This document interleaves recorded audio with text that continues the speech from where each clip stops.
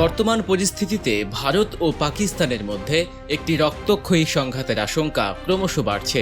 এই উত্তেজনাকর পরিস্থিতিতে আন্তর্জাতিক মহলের সমর্থন কোন দিকে ঝুঁকছে তা একটি গুরুত্বপূর্ণ প্রশ্ন।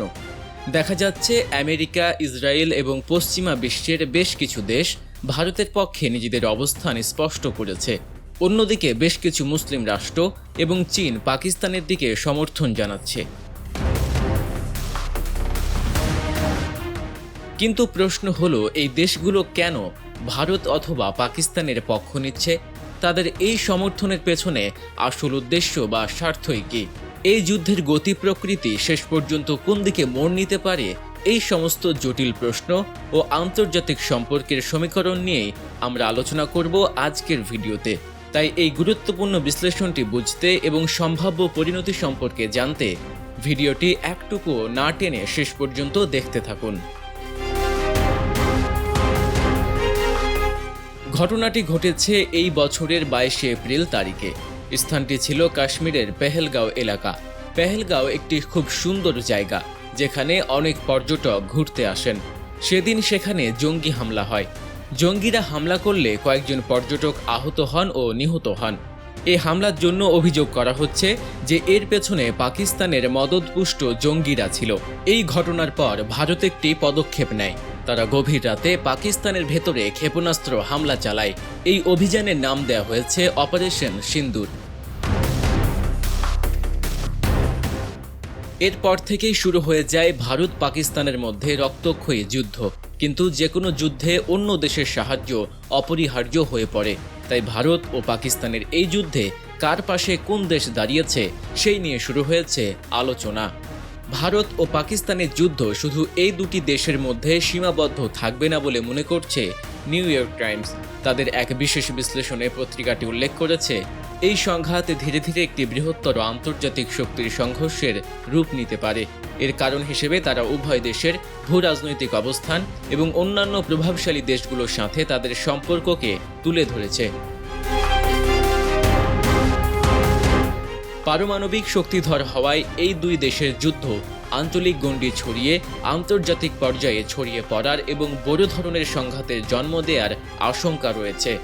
নিউ ইয়র্ক টাইমসের বিশ্লেষণ অনুসারে পশ্চিমা দেশগুলো যেমন যুক্তরাষ্ট্র, যুক্তরাজ্য, ফ্রান্স এবং ইউরোপীয় ইউনিয়ন ভারত পাকিস্তান সংঘাতে ভারতের পক্ষেই থাকবে। এর প্রধান কারণ হল ভারতের বিশাল বাজার পশ্চিমা দেশগুলোর জন্য অত্যন্ত গুরুত্বপূর্ণ। এছাড়াও ভারতের সাথে তাদের দীর্ঘদিনের কূটনৈতিক সম্পর্ক রয়েছে। সর্বোপরি ভারতের গণতান্ত্রিক কাঠামো পশ্চিমা বিশ্বের কাছে একটি শক্তিশালী সমর্থন এবং আগ্রহের বিষয়। এই কারণগুলোর জন্যই পশ্চিমা দেশগুলো সম্ভবত ভারতের দিকেই ঝুঁকে থাকবে। অন্যদিকে চীন দৃঢ়ভাবে পাকিস্তানের পাশে থাকবে। এর বেশ কিছু কারণ রয়েছে। প্রথমত, পাকিস্তান চীনের দীর্ঘদিনের এবং চিরস্থায়ী বন্ধু হিসেবে পরিচিত। দ্বিতীয়ত, পাকিস্তান চীনের জন্য একটি গুরুত্বপূর্ণ সামরিক ঘাঁটি হিসেবে কাজ করতে পারে। ভারতের বিরুদ্ধে চীনের একটি কৌশলগত অংশীদার হিসেবে পাকিস্তান অত্যন্ত মূল্যবান। এই কারণে যে কোনো ভারত পাকিস্তান সংঘাতে চীন পাকিস্তানের পক্ষেই নিজেদের অবস্থান ধরে রাখবে বলেই মনে করা হচ্ছে। এই সংঘাতের পেছনে একটি বড় কারণ হলো বিশাল অস্ত্রের ব্যবসা। যে কোনো যুদ্ধ পরিস্থিতির অর্থই হলো অস্ত্রের চাহিদা বৃদ্ধি। ভারতে যেহেতু পশ্চিমা দেশগুলো থেকে অস্ত্র কেনে, তাই এই সুযোগে মার্কিন যুক্তরাষ্ট্রের অস্ত্র কোম্পানিগুলো লাভবান হবে। অন্যদিকে পাকিস্তান চীনের কাছ থেকে অস্ত্র সরবরাহ পায়। ফলে এই পরিস্থিতিতে চীনের অস্ত্র বিক্রিও বাড়বে। অর্থাৎ একটি আঞ্চলিক সংঘাতের প্রেক্ষাপটে উভয় পক্ষের অস্ত্র সরবরাহকারী দেশগুলো অর্থনৈতিকভাবে লাভবান হওয়ার সুযোগ পাবে। এদিকে ইসরায়েল সরাসরি ভারতের প্রতি তাদের সমর্থন জানিয়েছে। সম্প্রতি ভারতে নিযুক্ত ইসরায়েলের রাষ্ট্রদূত রেউভেন আজার ভারতের পক্ষ নিয়ে একটি স্পষ্ট বক্তব্য দিয়েছেন।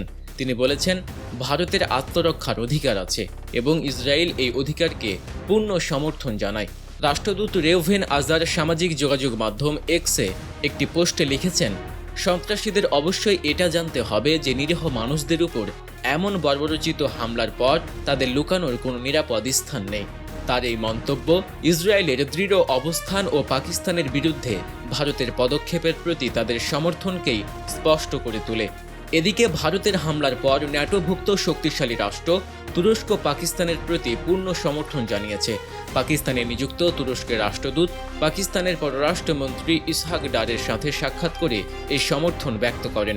পাকিস্তানের পররাষ্ট্র মন্ত্রণালয় জানায়, তুরস্কের রাষ্ট্রদূত আঞ্চলিক উত্তেজনার মধ্যে পাকিস্তানের প্রতি সংহতি পুনর্ব্যক্ত করেছেন। এই উভয় পক্ষ আঞ্চলিক নিরাপত্তা পরিস্থিতি নিয়ে আলোচনা করেছে। তুরস্ক পাকিস্তানের নিরাপত্তা পরিস্থিতি নিয়ে আলোচনা করেছে। তুরস্ক পাকিস্তানের সার্বভৌমত্ব লঙ্ঘনের জন্য ভারতে নিন্দা জানিয়েছে এবং নিরীহ প্রাণহানির ঘটনায় গভীর শোক প্রকাশ করেছে। অন্যদিকে তুরস্কের পররাষ্ট্রমন্ত্রী হাকান ফিরান পাকিস্তানি পররাষ্ট্রমন্ত্রী ইশাক ডারের সাথে টেলিফোনে কথা বলেন এবং এই ঘটনাকে অযৌক্তিক আগ্রাসন হিসেবে অভিহিত করে আঞ্চলিক নিরাপত্তা পরিস্থিতির অবনতি নিয়ে গভীর উদ্বেগ প্রকাশ করেন। তুরস্ক দ্বিপাক্ষিক সহযোগিতা আরও জোরদার করারও প্রতিশ্রুতি দিয়েছে। ভারত ও পাকিস্তানের মধ্যে চলমান সামরিক উত্তেজনা এবং সম্ভাব্য যুদ্ধের পরিস্থিতিতে বেশ কিছু গুরুত্বপূর্ণ দেশ নীরব ও নিরপেক্ষ অবস্থান নিয়েছে। এ দেশগুলোর মধ্যে উল্লেখযোগ্য হল ইরান, সৌদি আরব এবং সংযুক্ত আরব আমিরাত। এই তিনটি দেশই এই অঞ্চলের ভূ রাজনীতিতে গুরুত্বপূর্ণ ভূমিকা রাখে এবং উভয় দেশের সাথে তাদের নিজস্ব সম্পর্ক বিদ্যমান। এই দেশগুলো সরাসরি কোনো পক্ষ না নিয়ে উভয় রাষ্ট্রকেই সংযত থাকার এবং আলোচনার মাধ্যমে একটি শান্তিপূর্ণ সমাধানে পৌঁছানোর জন্য আহ্বান জানিয়েছে। তারা মনে করেন, এই অঞ্চলের শান্তি ও স্থিতিশীলতা বজায় রাখার জন্য সামরিক সংঘাত কোনো সমাধান নয়, বরং কূটনৈতিক আলোচনার মাধ্যমে যে কোনো সমস্যার স্থায়ী নিষ্পত্তি সম্ভব। সমর্থনের প্রশ্নে আরও একটি গুরুত্বপূর্ণ জিজ্ঞাসা হলো, এই পরিস্থিতিতে বাংলাদেশের অবস্থান কেমন হবে? বিশ্লেষকরা মনে করেন, ভারত ও পাকিস্তানের মধ্যে এই সংঘাত এমন এক সময়ে ঘটেছে যখন দেশ দুটির সঙ্গেই বাংলাদেশের সম্পর্ক একটি স্পর্শকাতর অবস্থায় রয়েছে। তারা বলছেন, বাংলাদেশের বর্তমান সরকারের সাথে ভারতের সম্পর্কের কিছু টানাপোড়েন চলছে। অন্যদিকে দীর্ঘ সময় পর পাকিস্তানের সাথে নতুন করে সম্পর্ক স্থাপন করেছে বাংলাদেশ। এমত অবস্থায় যদি বাংলাদেশ কোনো একটি দেশের দিকে ঝুঁকে পড়ে, তবে তা দেশটির জন্য নেতিবাচক পরিণতি ডেকে আনতে পারে। তাই এই সংকটময় মুহূর্তে প্রয়োজন বাস্তবসম্মত পদক্ষেপ, গভীর কূটনৈতিক প্রজ্ঞা এবং আন্তর্জাতিক সম্প্রদায়ের সক্রিয় ও জোরালো হস্তক্ষেপ, যাতে ভারত ও পাকিস্তানের মধ্যে বিদ্যমান উত্তেজনার আগুন কোনোভাবেই সমগ্র দক্ষিণ এশিয়াকে গ্রাস করে একটি ভয়াবহ আঞ্চলিক বিপর্যয় ডেকে আনতে না পারে। যুদ্ধ কখনোই কোনো জাতির জন্য কল্যাণ বয়ে আনে না, বরং তা ধ্বংস, রক্তপাত এবং অসীম মানবিক কষ্টের জন্ম দেয়। পারমাণবিক শক্তিধর দুটি রাষ্ট্রের মধ্যে যে কোনো প্রকার সামরিক সংঘাতের পরিণতি কেবল তাদের মধ্যে সীমাবদ্ধ থাকবে না, বরং এর ভয়াবহ প্রভাব পুরো অঞ্চলের শান্তি ও স্থিতিশীলতাকে হুমকির মুখে ফেলবে। অতএব বিশেষজ্ঞদের মতে উভয় দেশের নেতৃবৃন্দের উচিত হবে উত্তেজনা প্রশমনে আন্তরিকভাবে কাজ করা এবং আলোচনার টেবিলে ফিরে আসা। আন্তর্জাতিক মহল, বিশেষ করে প্রভাবশালী রাষ্ট্র ও সংস্থাগুলোকে এই সংকট সমাধানে মধ্যস্থতাকারী হিসেবে এগিয়ে আসতে হবে এবং উভয় পক্ষকে সংযমের পথে চালিত করতে কার্যকর ভূমিকা পালন করতে হবে। এই মুহূর্তে সবচেয়ে জরুরি হলো মানবিকতাকে ঊর্ধ্বে স্থান দেয়া এবং শান্তির পথে অবিচল থাকা।